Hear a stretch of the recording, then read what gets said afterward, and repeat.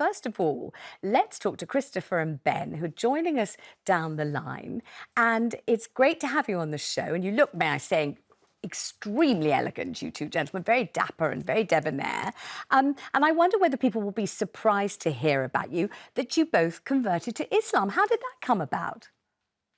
Yes, tell me about it. I suppose when I was about 14, 15 years old, I used to go to a Church of England school, so I used to be Christian. And one day I was walking down the path, and it suddenly just came into my mind that for me, God cannot be a man cannot be God. It was, I suppose, if you want to call it, a kind of philosophical approach to life itself and thinking about why we are here and what we were put on this earth for, and there must be a creator that doesn't resemble the creation in any way whatsoever. So it was this kind of logical approach. I know that faith for some people is about what feels right in the heart, but for me, it was that logical approach to the world around us. And how has it changed your life, or how does it kind of define your life now, your faith in Islam? Well, let Ben speak. Yeah, How let has it Ben changed speak. your?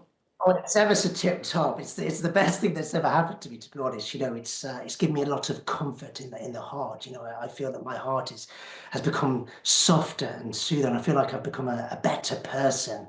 And I think my mum will testify to that, especially that I massage her feet now, which I didn't used to do before.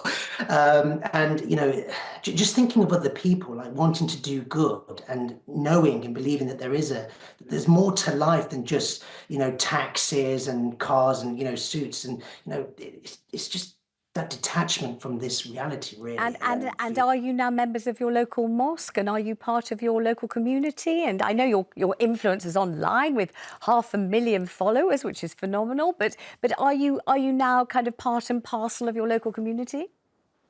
We try when we can, because we're traveling all across the UK and traveling to different countries as well now. But we try and bring that global community together and trying to bridge gaps, not just within the Muslim community, but beyond that. You've got different sections of society that's so divisive, and we want to try and bring them back together under the umbrella of Britishness in this country. All right. Well, it's very interesting to meet you both, and thank you very much indeed for playing part of the programme today.